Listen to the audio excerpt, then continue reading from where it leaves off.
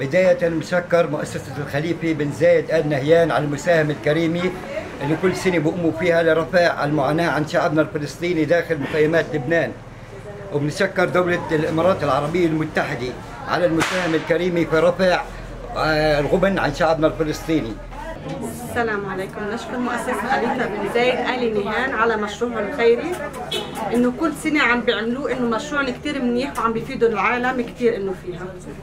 نشكر مؤسسة خليفة بن زايد آل نهيان على الأعمال الإنسانية، على الجهود اللي عملوه بالمخيمات المساعدات.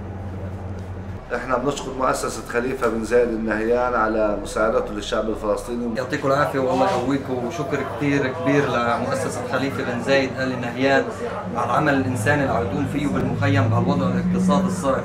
اليوم في وضع كثير صعب، المخيم كثير عم بيعاني، وبنشكر مؤسسة خليفة بن زايد آل نهيان على المساعدة الإنسانية لمخيم نهر البارد. شكر كثير كبير لها.